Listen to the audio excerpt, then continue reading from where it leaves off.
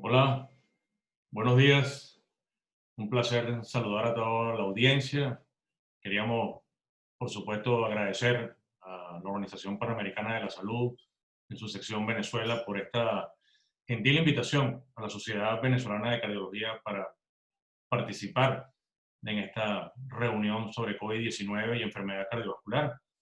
Y en mi persona particularmente agradecer que me permitan compartir escena con un amigo tan brillante como es el doctor Iván Mendoza, quien acaba de hacer una presentación excelente.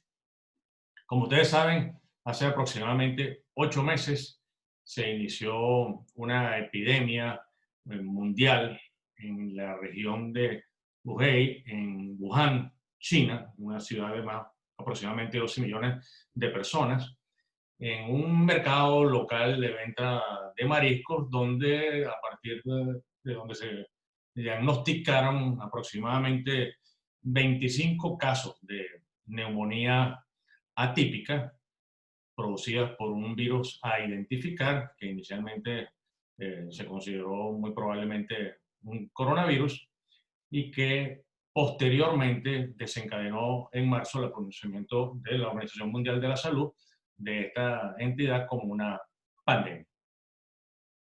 Este es esencialmente el sitio de lesión orgánica del coronavirus, que es el pulmón, el endotelio alveolar pulmonar con una severa inflamación, edema e infiltrado de células de defensa como monocitos y neutrófilos con descarga de mediadores inflamatorios locales severos que conducen finalmente en su estadio más severo a un síndrome de dificultad respiratoria del adulto, que es el nombre que tiene el SARS. SARS significa exactamente eso. Y el COVID es la enfermedad del SARS, que es esta enfermedad asociada al, al COVID, esta enfermedad asociada al coronavirus en el año 2019. ¿De qué deberíamos conversar o de qué quisiéramos tocar hoy brevemente? ¿Cuáles son los grupos de riesgo para hacer enfermedad cardiovascular relacionada con COVID? ¿Qué significa la troponina de alta sensibilidad elevada y qué es la lesión miocárdica? ¿Cuál es el sustrato etiopatogénico de la lesión miocárdica en COVID? ¿Cuáles son los síndromes clínicos y cómo lo podemos abordar? ¿Y cuáles son las alternativas o el manejo terapéutico en esta situación? Quisiéramos iniciar con los grupos de riesgo. Esto es una serie inicial presentada por los italianos, muy serios, son pacientes lamentablemente fallecidos, pero lo más importante que ellos destacan aquí es que hasta el 35% de los pacientes tenían diabetes, pero que el 30% de ellos tenían enfermedad arterial coronaria, que el 24%, o sea, un cuarto de los pacientes tenían fibrilación auricular o historia de stroke hasta en el 10%. Y en esa misma serie se reporta que hasta el 75% de los pacientes eran conocidos por hipertensión arterial previamente diagnosticada, no se sabe si controlada o no controlada, y si tenían repercusión sobre la morfología del ventrículo izquierdo o no, pero eran conocidos por una historia de larga data de hipertensión arterial. Y esto se correlaciona perfectamente, la presencia de factores de riesgo se correlaciona perfectamente con la posibilidad de complicaciones en relación con la adquisición de la infección. Y así ustedes tienen que, por ejemplo, un paciente hipertenso tiene 3 veces mayor riesgo de que en la evolución de la infección deba ser hospitalizado, o que un paciente con 3 o más factores de riesgo deba ser hospitalizado hasta 5 veces más que los pacientes que no tienen ningún factor de riesgo. O, por ejemplo, que en la obesidad severa, la posibilidad de que tú seas hospitalizado es 4.5 veces. En la presencia de una pandemia simultánea mundial de obesidad, tenemos una comunión de sucesos que se presentan altamente peligrosos para la población. La explicación en la obesidad es muy interesante porque un paciente obeso tiene esencialmente ya un defecto de su funcionamiento y de su estructura pulmonar, traducido en una disminución su capacidad vital forzada, una disminución del volumen expirado forzado en el primer segundo, con una disminución simultánea de la contractilidad diafragmática. Adicionalmente, pareciera que la diseminación del virus en el tejido adiposo es mucho más rápida porque la célula grasa es muy rica en este receptor que permite el transporte del coronavirus, que es el receptor de la enzima convertidora en angiotensina 2, que permite la entrada del virus a la célula, su replicación y el ordenamiento de secreción de proteínas. Esa combinación es explosiva en el contexto de los obesos y esto lo debemos tener muy en cuenta porque esto es un factor de riesgo muy frecuente. Pero vayamos a lo que vinimos. El corazón y el COVID, y cuál es la lesión o la anormalidad más frecuentemente reportada o detectada, y esa es la injuria miocárdica. ¿Qué es la injuria miocárdica? La injuria miocárdica no es más que la elevación de los valores de troponina en este momento ultrasensible por encima del percentil 99 de los valores normales establecidos en el laboratorio del centro en que está siendo atendido el paciente. ¿Qué traduce la elevación de troponina? Básicamente, lesión de la célula miocárdica. No explica cuál es el mecanismo etopatiogénico que condujo a la lesión. Esa lesión puede haber sido por inflamación, puede haber sido citotóxica mediada inmunológicamente, puede haber sido por isquemia real de enfermedad coronaria epicárdica o por isquemia de la circulación o por múltiples otros mecanismos. Solo dice que es una lesión miocárdica, no dice cómo se produjo. Hay muchas explicaciones para estas elevaciones de troponina. Entonces, la troponina en este contexto solo lo utilizamos como un marcador de que algo pasa en el corazón, aunque no sabemos exactamente qué es lo que sucede. Y allí entonces tendríamos que recordar, para nosotros entenderlo, al menos así me fue mucho más fácil a mí de entender qué pasaba en el COVID, que el COVID está explicado en tres fases. Una primera fase que corresponde a la infección temprana y que tiene que ver con la respuesta viral y con la respuesta inicial inmunológica normal del organismo y que clínicamente tiene los síntomas que ustedes conocen, fiebre, tos, malestar en general, y cuyo marcador del laboratorio inicial es simplemente una linfopenia acentuada si se quiere. Después tenemos una fase 2, que es la fase pulmonar, y en la fase pulmonar se produce al menos una neumonía o se producen anormalidades asintomáticas en muchos casos de la imagen de la rayos X de tórax o de la imagen de la tomografía de tórax que tiene una altísima sensibilidad para detectar COVID, incluso mucho mayor quizás en las fases iniciales que los marcadores serológicos. En estas dos fases se concentra y se resuelve el 87, prácticamente el 85% de los casos, sin mayor intervención terapéutica específica, sino de soporte. El 80% de los casos se resuelve en la primera fase, un otro tanto por ciento, alrededor del 7 a 10% de los casos son hospitalizados para manejo de complicaciones pulmonares, y luego en una tercera fase, que es alrededor del 4% de los casos, un 5% de los casos, que está determinado por la hiperinflamación o por la respuesta hiperinmune desproporcionada o descontrolada del huésped en contra de sus propias estructuras tisulares y que tiene como marcadores estructurales, si se quiere identificar algún marcador, la elevación de troponina, de interleucina 6, de dímero D y de una cantidad de elementos como el BNP que discriminan que estos pacientes tienen un cuadro severo de respuesta inflamatoria sistémica o sepsis que los puede conducir a la muerte.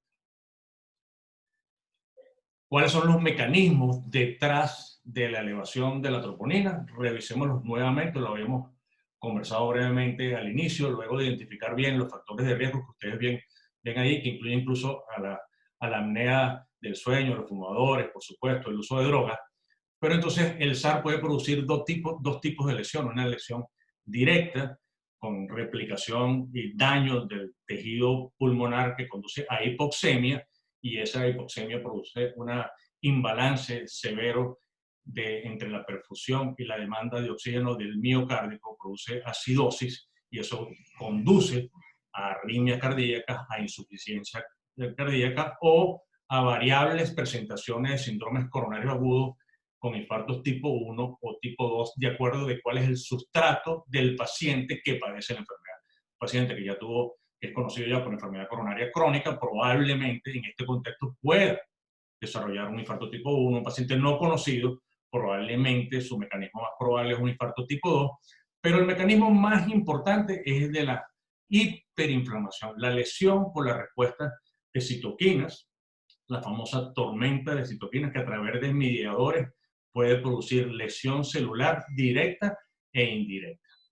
Finalmente, y más recientemente, se describe en las piezas de anatomía patológica un gran componente de trombosis de la microcirculación, porque definitivamente esta enfermedad o este virus tiene una particularidad, afinidad y tropismo por el endotelio vascular, lo que convierte a esta enfermedad en una vasculopatía adquirida, inflamatoria, una especie de vasculitis tipo Kawasaki. De hecho, hay un síndrome like o tipo Kawasaki descrito asociado al COVID-19, pero esto produce aumento de la trombosis de la microcirculación en todo tipo de tejido, particularmente el pulmonar, pero lo puede hacer también a nivel cardíaco, lo puede hacer a nivel renal, lo puede hacer a nivel cerebral, donde produce encefalopatía o trombótica o inflamatoria.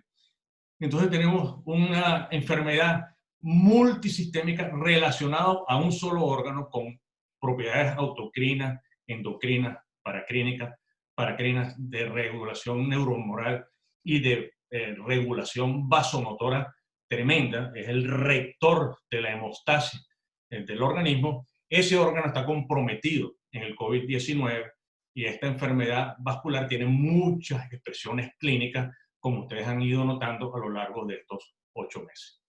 ¿Cuáles son el rango de presentación clínica, particularmente cardiovascular? Van desde la elevación asintomática de los biomarcadores, pasando por la miocarditis fulminante y llegando a los síndromes coronarios agudos en sus diferentes modalidades.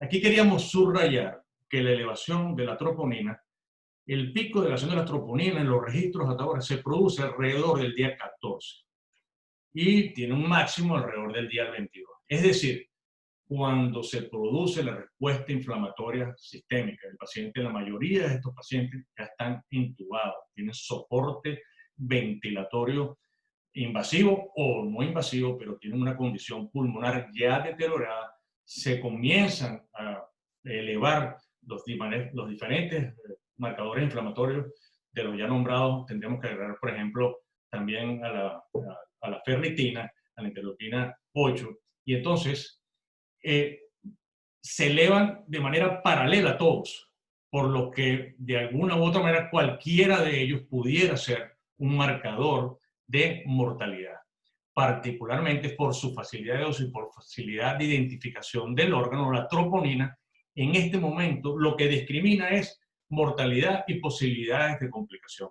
Los pacientes con elevación de troponina en esta fase que se mantienen elevándose tienen muchísimo más riesgo de muerte, muchísimo más riesgo de mantenerse en ventilación mecánica, más riesgo de progresar a insuficiencia cardíaca refractaria o de morir de arritmias ventriculares letales. ¿Qué hacemos con la troponina? Básicamente, esta es una propuesta que acaba de ser publicada en el JACC.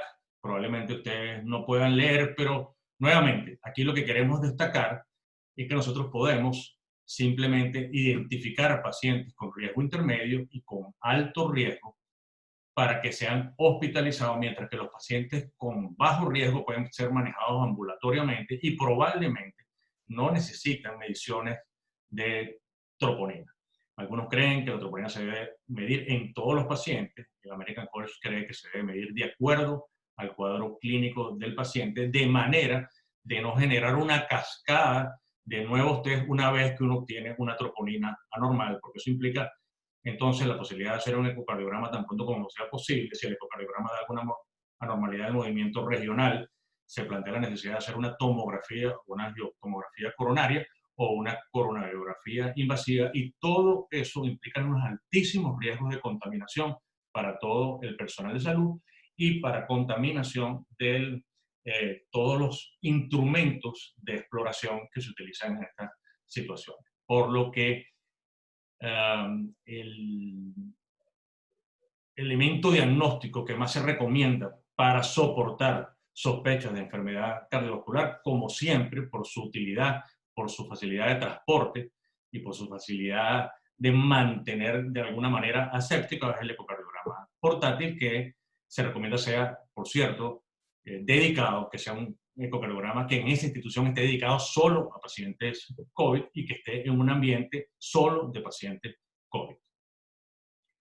Se ha descrito adicionalmente una fase crónica de estas enfermedades, ya previamente en otros coronarios se había descrito, en esta también se describe, y tiene que ver con la posibilidad de que haya una miocarditis tardía o que se produzcan disfunciones ventriculares tardías por leakage crónico de troponinas o por lesión celular crónica, y más tardío aún, han descrito trastornos metabólicos en relación con la glucosa, en relación con los lípidos y en relación con el pulmón, fibrosis pulmonar.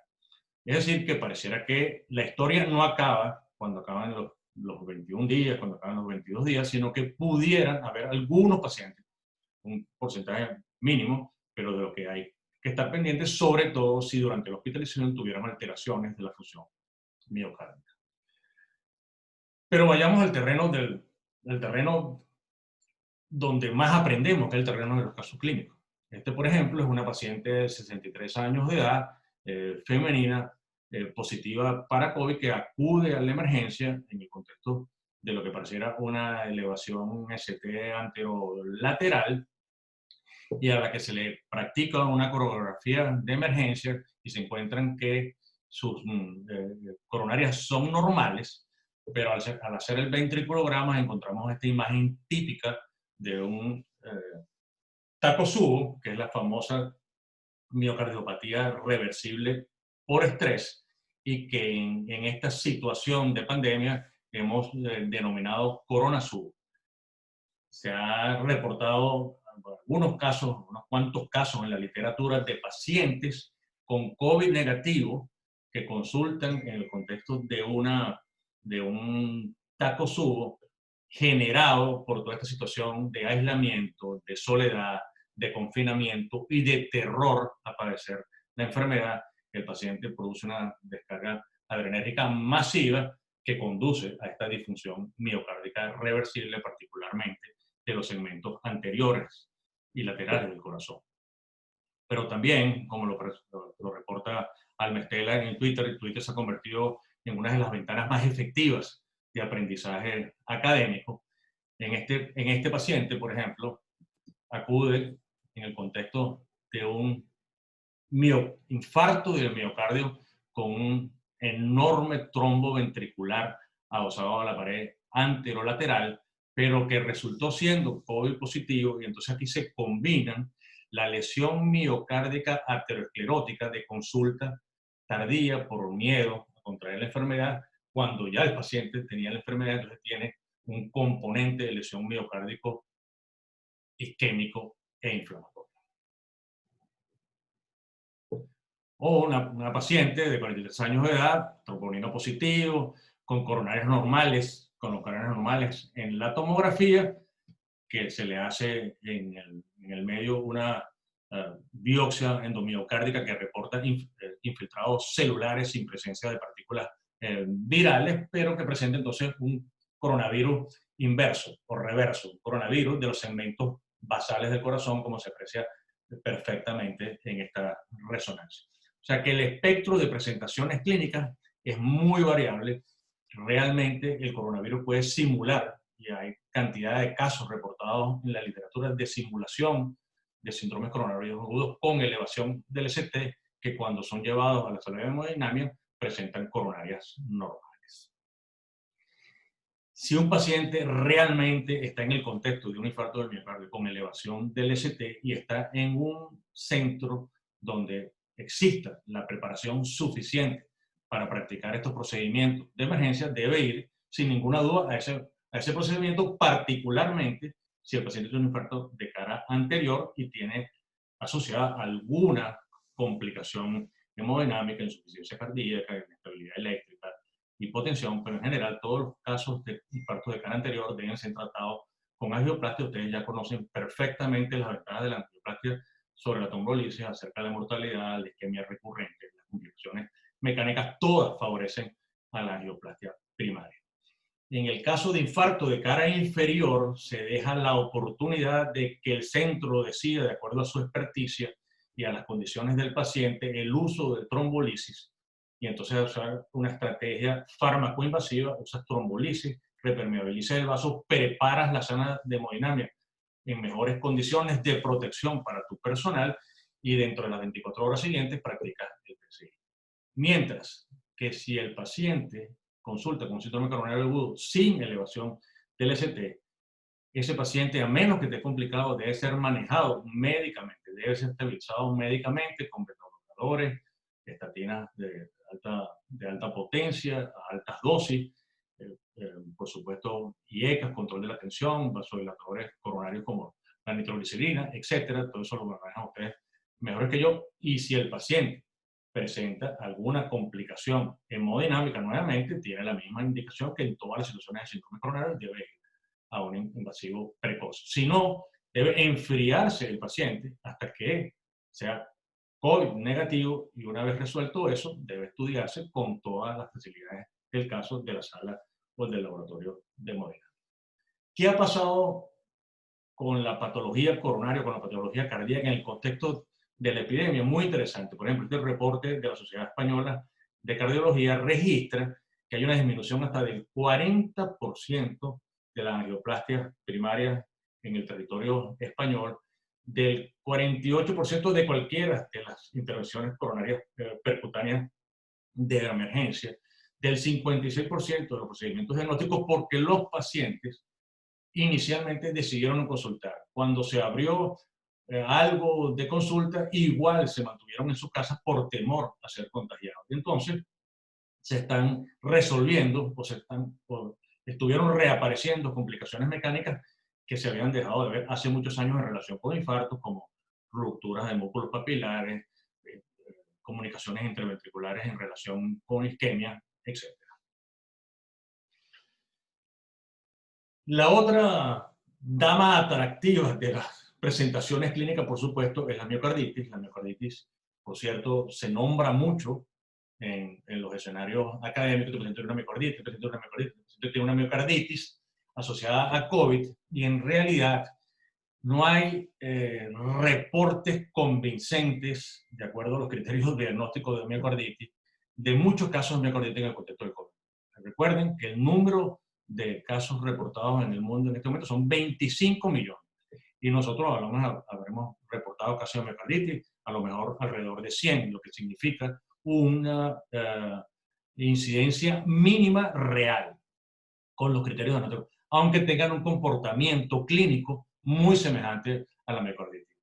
El comportamiento de la troponina, que se eleva precozmente, tiene relación con estos patrones y se ven en pacientes particularmente jóvenes. O sea, que si usted tiene un paciente joven que evoluciona rápidamente con dolor torácico, arritmia ventricular, dificultad respiratoria, probablemente, entre las cosas raras, este paciente está haciendo manifestación miocárdica de COVID-19 y debe ser tratado como tal. Este es un paciente de 37 años que llegó con 3 días de fiebre, dificultad respiratoria, diarrea, fracción de eyección del 27%, que fue sometido a tratamiento a ciegas con altas dosis de moduladores de la inflamación y del sistema inmunológico, inmunoglobulina, esteroides, con reversión de la inflamación y recuperación completa de la fracción de eyección o de la contractilidad del músculo cardíaco. La miocarditis es una enfermedad inflamatoria del miocardio y su diagnóstico es establecido histológico, inmunológica e inmunohistoquímicamente con criterios bien definidos. Las formas de miocarditis son idiopáticas e infecciosas. Dentro de las infecciosas, principalmente las virales, y dentro de ellas estaríamos incluyendo a la del COVID-19. ¿No? Por supuesto, autoinmune y en este espectro del COVID-19 probablemente hay un mecanismo de autoinmunidad mediado para lesionar al corazón. Y el otro contribuyente tremendo a la etiopatogenia y a los síndromes clínicos del COVID es la trombosis. Produce trombosis sin ninguna duda esta enfermedad, porque la tormenta de citoquinas y la disfunción endotelial de la que hablamos inicialmente produce aumento de los niveles de interleuquina 6, aumento de los niveles del inhibidor del plasminógeno tisular y disminución del tisuinógeno plasminal en sí mismo, lo cual conduce directamente a trombosis de pequeños, de intermedios y de grandes vasos. Y esto se produce en cualquier tejido del organismo. Hay descripciones de isquemia de extremidades, miembros inferiores, miembros superiores, hay descripciones de trombosis aguda de grandes vasos del cuello en pacientes jóvenes produciendo infartos cerebrales masivos, que son muy aparatosos, aunque el número, nuevamente, el número total sea un porcentaje muy pequeño con respecto a la masa de casos diagnosticados. Nuevamente, si hay un número que debemos llevar es que el 80% de los casos de COVID-19 se curan sin ninguna intervención terapéutica. Este es el escenario gráfico del embolismo pulmonar durante el COVID, y durante el COVID, además del clásico con obstrucción de los grandes vasos de la arteria pulmonar o de las grandes ramas de la arteria pulmonar, también se ha descrito un síndrome de microclot o de microvascular injuria inflamatoria de los vasos o de la microcirculación pulmonar, con sobrecarga hemodinámica idéntica de toda la circulación pulmonar, falla del ventrículo derecho, aumentos de las presiones del ventrículo derecho, elevaciones de troponina en relación con elongación de la fibra miocárdica del ventrículo derecho o de las cavidades de baja presión del corazón. Una vez concluido todo este recorrido por todo lo que puede pasar en el corazón, quisiéramos dejar como mensajes para llevar a casa que la troponina ultrasensible como marcador de riesgo se debe usar y no como diagnóstico de enfermedad en el contexto de COVID-19. No discrimina infarto del miocardio, no hace el diagnóstico real entre infarto del miocardio, miocarditis, infarto tipo 1, infarto tipo 2, pero es un excelente marcador de riesgo tanto de mortalidad como de complicación. Toda la medicación cardiovascular crónica debe ser mantenida en situaciones de COVID, incluyendo antihipertensivos, antiplaquetarios y anticoagulantes. El ecocardiograma portátil dedicado, como lo hablamos anteriormente, es la imagen cardiovascular más útil de evaluación en situaciones de COVID. La angiografía coronaria o la intervención coronaria percutánea en caso de infarto de miocardio con elevación del ST de cara anterior de alta probabilidad etiológica arteriosclerótica es mandatoria. La prevención de trombosis es altamente efectiva en el control de complicaciones y está indicado el uso de heparina de bajo peso molecular en todo paciente ingresado, con flexibilidad para incluso utilizar dosis de anticoagulación de manera temprana. No hay en este momento medicación específica y efectiva para tratar el COVID-19, eso es lo real. El remdesivir, la dexametasona son moduladores de complicaciones, pero no son un tratamiento específico de la enfermedad. El mensaje más importante es: quédense en casa. Muchas gracias.